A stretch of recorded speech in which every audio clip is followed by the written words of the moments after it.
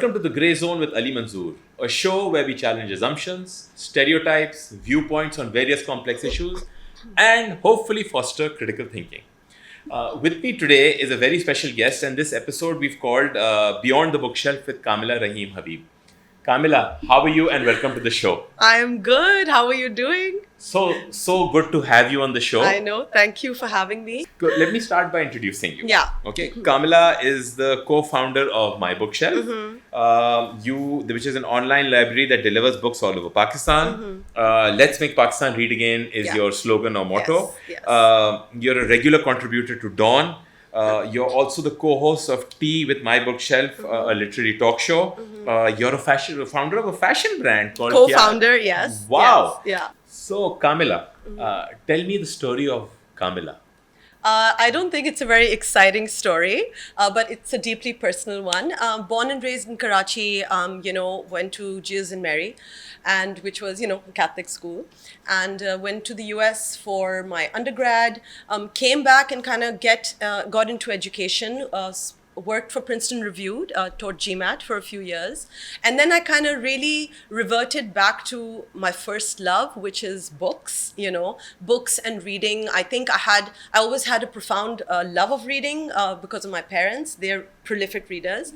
And my business partner and I, Iram, for years, we'd exchange books and we'd kind of talk about how kabhi jo books hame chahiye hoti, wo kabhi milti nahi hai, especially the new trending books. We'd never find them here, and we'd be like, koi chacha le aaye, koi friend le aaye. We'd always call for them. And then we kind of had this eureka moment where like, what if we provided this service? Because we realized there were so many people like us who wanted to read books and who just didn't have access to them. So we kind of opened out our personal libraries, which was substantial. At that time, our personal libraries together were like over 5,000 books. 5,000 books? Yeah. And we started the service.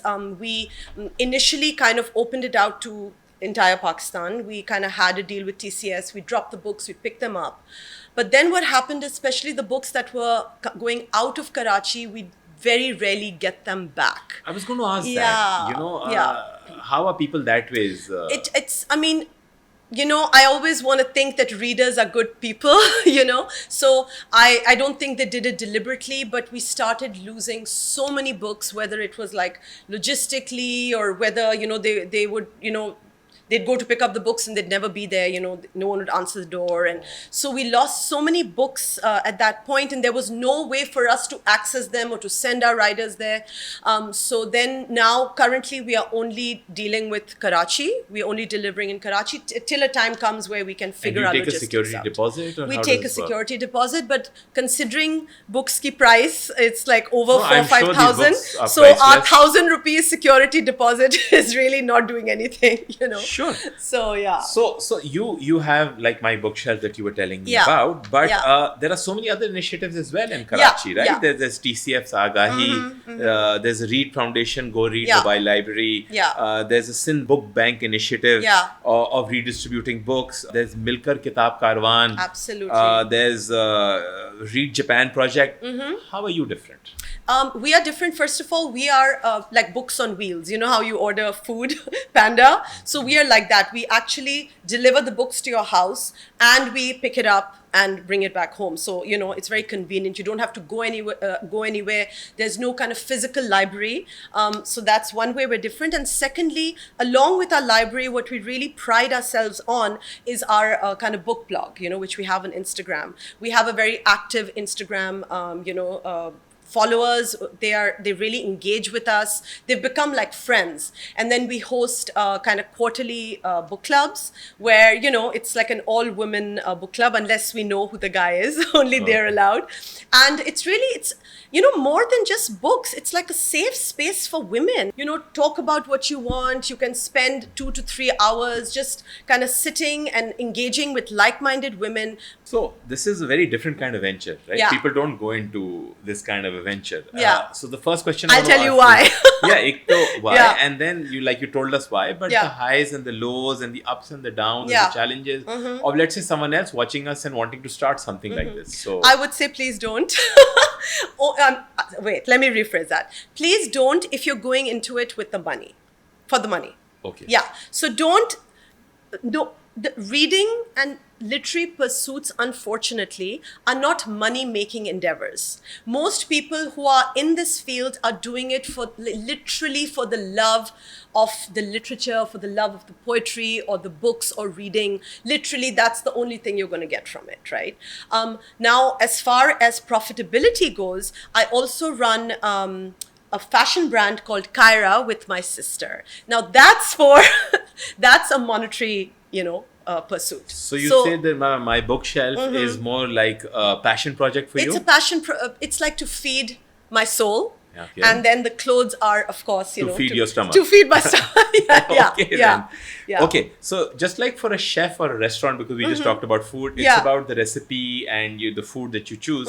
How do you curate your book selection? Okay, so basically, the reason why I think Iram and I, we're kind of different from, whatever else we've seen, that we are very, very personal. It's almost like a personal brand. Like the people who follow us, they know that Iram has certain kind of books that she likes. I have certain kind of books that I like. And then, of course, there are followers that kind of, connect more with either E's reading list or we call each other E and K, so it's literally like that. And it has to be something personal. You can't just say that, oh my God, this book is everywhere and I read it and I loved it. No, most of the books that are TikTok sensations or really famous on Bookstagram or on Book Talk or on, Book Twitter, sometimes we hate them, and that's okay. Just because something is commercially viable or it's sold millions of copies doesn't mean you need to like it. So I think because we've kind of stayed so authentic, that is why our followers and our readers and the people who kind of connect with us, they find us authentic and they find us accessible. So your strength is your authenticity? I think authenticity? so. Yeah, absolutely. Yeah, for sure. Yeah. Achha, so you know about the Go Read initiative? Yes, right? yes. And young people, and they're trying to encourage young people to read. And I think they're doing a great job. I saw them on absolutely, yeah. How can you encourage young people to read? That's what we do. We nowadays, first of all, it's kind of ironic because reading books kind of takes you away from the digital world, but also we need to spread our message. We need the digital world, so it's kind of like crazy. But also through our Instagram, that's how we reach people. We have a whole like children's section. We review children's books. We kind of do it by age, like our website has it by age, broken down because sometimes, it's really sweet in a way, but parents, they think their kids are reading an age-appropriate book because they haven't read it themselves. And I'll be like, your 13-year-old should not be reading that book. Just FYI. And they're like, oh, wow, it's young adult. And I'm like, not young adult in the way that you want it to be. So please don't do that, So not recently, but a couple of years ago, there was this show and this book called 13 Reasons Why, right? And everyone's like, oh my God, it's about teenagers. And absolutely, it's about teenagers, but no 13-year-old should be consuming that content, whether it's the book or the show. But parents didn't know that. So I feel that there is a responsibility for parents to also kind of ensure that they are kind of aware. If you don't want to read the book, at least chat GPT, the content, so you're aware of what your kids are consuming. Okay, tea or coffee? Coffee. And yet you run Tea with My Bookshelf. Absolutely, yeah. That's kind of a play on words also. It's like, spill the tea, like give us the gossip. And not spill the beans. Not spill the beans. It's like spill the tea. So that is why it was like Tea with My Bookshelf. So tell me about Tea with My Bookshelf. So we, Iram and I felt that the real celebrities of our country are our authors, okay? They, bichare, are authors, they don't get the kind of publicity, they don't get the monetary benefits, they don't get the exposure.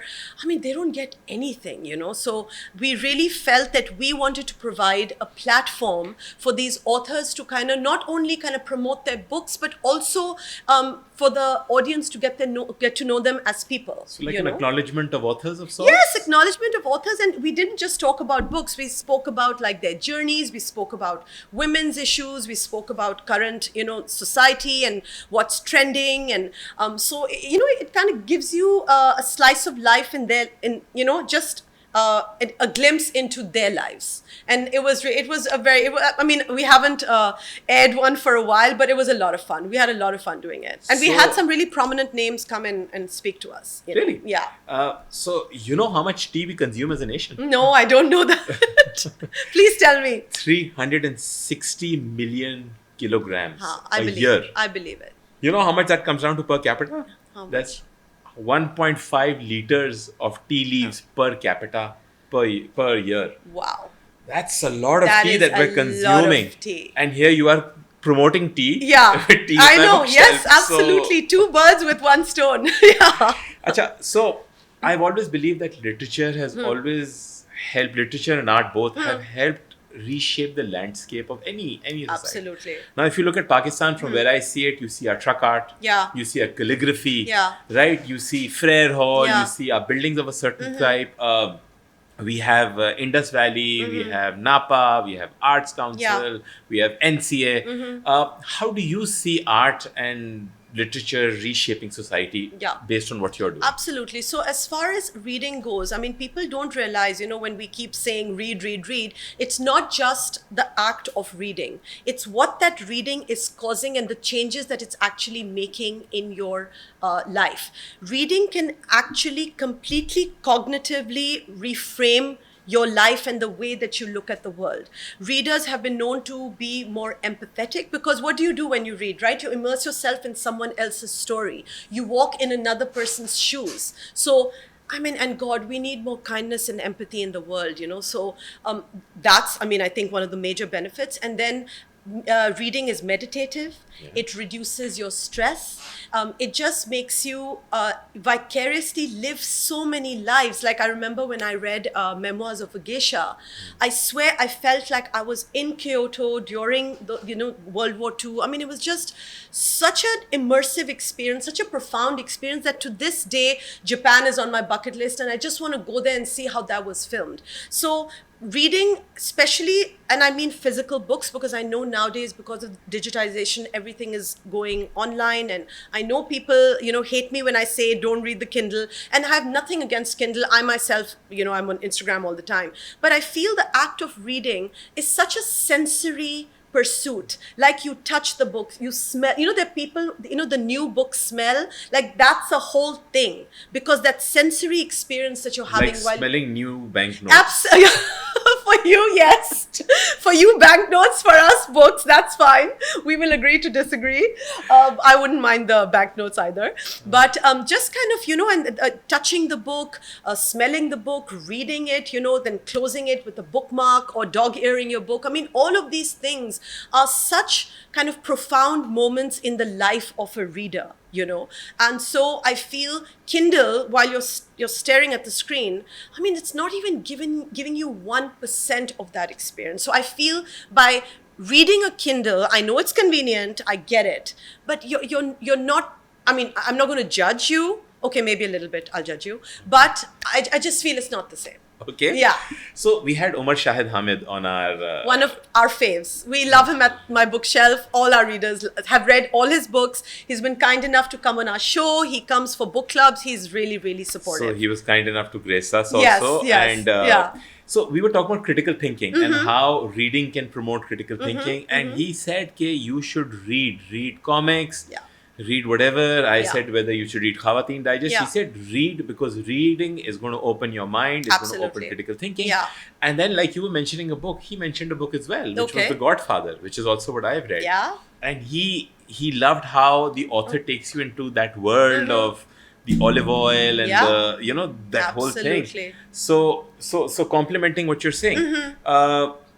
Again, fashion and literature, two very vast things, because I'm coming towards your fashion brand called Kaira. I know. So tell us about that. Yeah, so I feel like I always say that I have a very unique perspective, not only, from the Pakistani perspective, just even from like a business perspective, because on one end, I kind of run, a literary endeavor. And then on the other end, because I run a fashion brand. And in a way, I mean, I guess I don't want to use the word sad, but in a way sad that it's so much easier to sell an outfit than it is to sell a book. So just that difference of business landscape and what the consumers want is so different. And I guess social media has a lot to do with it, but just the as far as Pakistan is concerned, especially with the young people, they would much rather spend their money on an outfit or on Korean skincare or whatever than on a book, which is good for, I guess, the business landscape, because as long as a sale is being made. But it's really sad for, I feel our country as a whole, that young people are not reading as much. And so for you, the dilemma is books versus Botox for our society? Not books versus Botox. No judgment to anyone who's getting Botox, but it's literally books versus like outfit of the day, Yeah. So would you rather doom scroll on Instagram, or would you rather read a book? And most young people would rather doom scroll, Really? which is killing their brains. Yeah. Anyways, we're going to come to that. Yeah. But tell me, let's make Pakistan read again. Yeah, make Pakistan read again. Yeah. Sorry. Yeah. You see, with Trump, it's always let's make America great Yeah. again. So let's make Pakistan read again. Yeah. What does this slogan mean to you and the thought behind it? It literally, as the words said, we just felt that there was such a dwindling readership, and literally since we have started my bookshelf, so many people have come up to us, and my God, when someone says that to me, I feel like I'm on top of the world. People come up to us and say, because of my bookshelf, we've started reading again. And I'm like, even if I can inspire one person to pick up a book, and I'm not a judgy reader, I say read across genres, read across languages, read across cultures. I don't care what you're reading. Read the newspaper, read a journal article. As long as you're reading something, as long as you're imbibing some information, rather than just Instagram being like, the kind of the source of everything that you talk about or everything that you engage with. Okay, so you write for Dawn. Yeah. Print is relatively dying medium now. Yeah. Where do you see the future of print I don't see such a good future. So where do you see yourself? So right now? I'll tell you. So as far as news portal goes, we cannot disregard the convenience that social media provides. You know what I'm saying? Like the content that is going to take me like maybe an hour, 2 hours to read if I open Dawn newspaper, and if I compare it to, Dawn English on Instagram, it's giving me all the headlines that I need to know to stay current. So I think that to save the newspaper, I think is going to be tough. I'll be honest, because I read Dawn, but I read the headlines, and then I'll read maybe one page, and then I do the crossword. I don't think the generation after me, I don't think our kids are going to be reading the newspaper. It's not going to happen. So we have to also, sometimes with technology, even if you don't agree with it, you have to understand the direction in which it's going, and you have to embrace it. Yeah, you have to embrace it. Yeah. Yeah, but books is different. Sorry, books is different. Books, I feel, reading physical books is actually globally making a comeback. Waterstones is opening, I want to say, 100 new stores globally. So physical books are actually making a comeback because the experience of reading is not the same on the Kindle. So, AI risk. Yeah. We have to talk about this before we start the show as well. Yeah. What are your thoughts on AI and its risks, especially to readers, to young people? Yeah. Aapki kya soch hai? So, like, just recently, I was actually watching something, Jeffrey Hinton, who's one of the pioneers of AI, he was talking about the risks, and the way he was talking about it was in such a negative light, right? So this is the guy who's like created it. Exactly. Yeah. So he said that, first of all, the number of cyber attacks going to increase exponentially, which it has. He said that the disparity between rich and poor is going to start increasing. He said the deep fakes, you can just make a video of anyone doing anything, and the technology is going to become so good that you won't even know the difference. And you will probably doubt yourself even with the current deep fake technology that probably is me. That is me, in a compromising position of sorts. And I feel cybercrime disproportionately affects women. So I feel like every time I hear something that some young girl has sent an inappropriate image somewhere, it is mostly women. And so I feel just as a woman and as a feminist and someone like, you have to protect like just the kids, in general, because every time something like this happens, it's always the woman who is the victim. So, given my experience with cybercrime, Yeah. I've always been against Roblox. People hate me for Yeah, it. yeah, Okay, yeah. I'm sure you know what Roblox Yeah, is. of course. And now there's such a big movement against Roblox because Yeah. there are people who are trying to target younger children. Yes, yeah. There are children being Yeah. exposed to inappropriate content. Yeah. And I would rather that these kids not have a tablet in Absolutely. their hand, but instead have a book in their hand to Absolutely. read and to, Yeah. grow their minds. So I was telling you about Roblox, Yeah. right? And I think that this disservice that we're doing. Yeah. And one of the biggest problem is that parents don't know what's going on in this Absolutely. world, Yeah. and the Yeah. child is completely disconnected. And I Yeah. don't know whether I'm talking to Kamila across the road Yeah. or I'm talking to Kamila Absolutely. sitting 4 continents Yeah. across. I don't know whether Kamila's felon. Yeah. She's a criminal. I know. She could be anyone, and what sort of exposure Agreed. she's giving It's to my really child. Scary. Yeah. And so, what are your views on this? I think, first of all, it's not parents' fault, but I think in the current landscape, parents really need to be up to date with what's happening. There's grooming, there's catfishing, there are all these terms which are so scary. And when you're talking about kids, you're talking kids like 5-6 years old, right? And especially when you have, girls on one end, and there's some random gross uncle on the other end, asking for whatever pictures and all.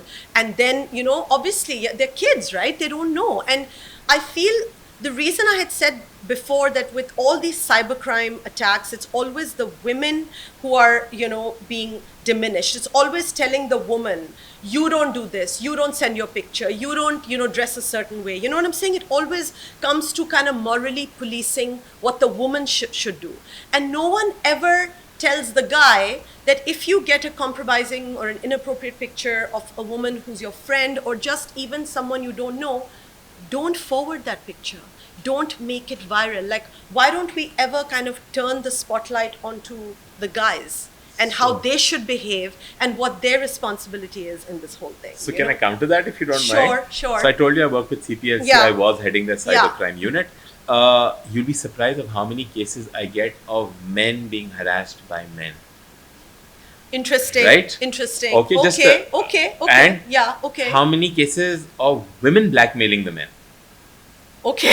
Right? Interesting. So, okay. So yeah. we see one side. Yeah. I also came with the same when I took on that assignment. Yeah. I also thought that it's always that, Yeah. but you'll be surprised of how many times, without judging who's at fault. Yeah. And you just look at a case because you're So supposed to you're be blind. saying it's not a gender thing, it's more like a power differential? It's a power thing and it's blackmail and it's Interesting. different motives attached. Yeah. You see, for some people it's about financial, कि जी इसको blackmail करके पैसे निकलवाओ. हाँ. For some people it's physical. For some people it's just a mental power. Yeah. This Yeah. power for me to control के देखो, or even showing my friends कि देखो मैं अभी कामिला को 10 मिनट में यहाँ बुला लूँगा. Watch. And I start, and Interesting. so it's a lot of things and it opened my mind. Yeah. And it took my mind to even one step further Yeah. was that you realize that there's a problem in our education system. Yeah. They're not addressing the things that No. need to be addressed. Yeah. Because as I was working in this world, I also talked to a lot of counselors and therapists, and I realized that a lot of this stems from our relationship with our parents, Absolutely. our childhood, Yeah. our upbringing, 100%. our values. Yeah. This concept that we're putting in our children, कि जी, my son cannot be Yeah. wrong, Yeah, my absolutely. daughter to cannot be wrong, Yeah. right? Yeah. You don't know what a disservice you're doing to your child Absolutely. because that child is going to grow up thinking even if they're doing this, Yeah. they're right. Absolutely. नहीं इसमें क्या गलत Yeah, बात the है? नहीं, उसने मुझे entitlement तस्वीर is- भेजी थी. yeah, the entitlement And that is sense of really scary. entitlement. And Yeah. then you see the effects of that much bigger in our Yeah, society. You yeah. see it on the road, the way we behave on the road, the way we are, let's say, about not returning these books that Yeah. you just said. Yeah. Right? You see so many symptoms of it. Yeah. And I feel that we need to really go back to our classrooms Yeah. and our books. Yeah, and And address how- things and equip the children with tools that they're going to be able to use. Like, I really feel like, especially for parents and educators, and I know the kind of schools nowadays, so many schools are doing such a great job with kind of having open conversations, but surprisingly, parents aren't. You think that my generation of parents would be kind of more open with our kids than our parents were with us, right? but those conversations are not being had as often as they should. So a lot of parents still think that their kid is a certain way, and the kid's persona out of the house is completely different. And I think that's most teenagers as well. But I think that your child should feel comfortable coming to you and admitting to anything. I really believe that, because the love of a parent for a child should be unconditional, and it shouldn't be based on the kind of behavior that the child has. But You know? admitting to anything versus diplomatic immunity against wrong that you're doing to someone else, that's No, that, oh my God, of course not. No, Right, no, because of course. that is where Absolutely. sort of a gray zone, Yeah. like we're sitting in the Yeah. gray zone. But Yeah. what I mean to say is that you need to educate your child. If Yeah. you've done something wrong, there will be Can consequences. I tell you, Ali, I swear, I truly, and I say this all the time, I have a son and I truly say this. I say South Asian women don't do such a good job raising their sons. They don't. There is a huge gap in the kind of empathy, in the respect for women, in kind of, consent issues. There's a lot of issues happening. And I feel, as I had said before, we always tell the woman, like, you don't trust the guy, you don't wear this, you have to take care of yourself, you shouldn't go out in public spaces. It's always diminishing the woman. Why don't we tell the men, like, why don't we, instead of like, पीछे पड़ जाते हैं लड़कियों के कि तुम ये नहीं करो, but what about the guys? Tell them to have respect. वो तो बेटा है. नहीं, exactly, no, वो You तो see, बेटा है. you know what I mean to Exactly. say, so- But it's on, in fact, I think the men have so much responsibility on their shoulders that if they come across a woman who's, who needs help, I mean, you don't take advantage, right? You be the hero, you be responsible and accountable and take that on your shoulders and be a good, whatever, be a good citizen, be a good brother, son, husband, father, whatever, right? But we always talk about the woman's role and how, oh my God, she suffered so much, she's so strong. But we never tell the men to stop making those people suffer. So I feel that there's a huge kind of issue with that, So tell me, do you think, and I'm talking about not just one segment of society, I'm talking about, let's say, the whole of Pakistan, that do you think parents are replacing money or cell phones or tablets and technology for responsibility that they should be taking on themselves? Yeah, I think they should. Rather than spending time with the child, Yeah. they would choose to give that child a mobile phone Yeah, or yeah. a tablet Of course, or just throw money at them. 100%. And I think that is where this gap that you're just talking Yeah. about comes from. कि जी मुझे पता ही नहीं है मेरे बच्चे की जिंदगी में चल क्या But रहा है. also, the problem is also, you see, you can't blame the parent either, right? The parent is now part of this hustle culture. Hustle culture, hyper-vigilance, hyper-productivity. Like, it's called visual business. Like, we always need to show that we're busy, that we're doing something. There's no time for self-care, for meditation, to take a moment So and walk just the walk, exist. talk the talk is yes, so... exactly. Like, Right. how can we give our kids that time when we ourselves don't have it? We are struggling ourselves to keep our head above water. We want our kids to go to certain schools. We want them to wear certain brands. So we are trying to provide them something which we are drowning ourselves in, So I think it's this urban culture of just, hyperactivity is so negative. We are always in fight and flight mode. We're never in rest and digest mode. There's, if you harken back to how our grandmothers were and the, sehen hota tha and grandkids khel rahe, we don't have that, That kind of family structure is broken down and going towards more like the Western way of, the way the Westerners, kind of perceive family and individuals, So to lighten it up a bit, Yes. have you ever judged a book by its cover? All the time. Okay. All the time. And I have a thing for pretty books. So one of my favorite books of all time is Pride and Prejudice by Jane Austen.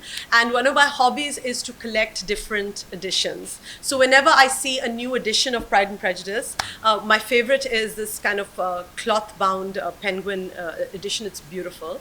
And I just put it on my shelf like trophies. So yes, I always judge a book by the Okay, cover. so when you're reading, have you Yeah. ever peek right towards the end to know the end? My business partner Iram, she does it. I know you do that. I don't do that at all. I love to kind of have the whole story built up in my head.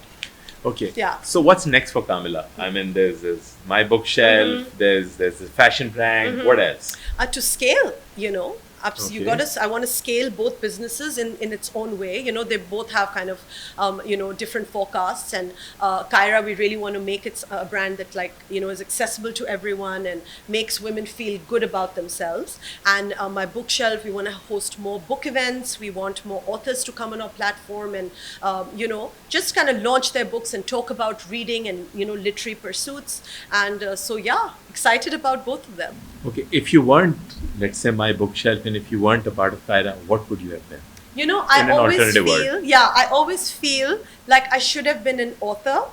I always feel that, and people always tell me that. I write, but I don't think I'm such a good writer, but I do write. But I feel authors in Pakistan, first of all, they don't make money. So they're undervalued. Yeah, they're undervalued, underpaid. So that's number one. And number two, to be an author, you need a lot of time to sit and meditate and to sit and kind of sit with your thoughts. And I have no time for that. I have very busy days, and so maybe at some point in my life, I'm going to kind of have that time to just sit and contemplate my whole life experience, because I know that I have a lot to say, and maybe one day I'll put the pen to the paper. So I think Kamila would be a great actor, if you ask me. Actor, wow. Yeah. Never thought about that. Yeah, or a morning show host.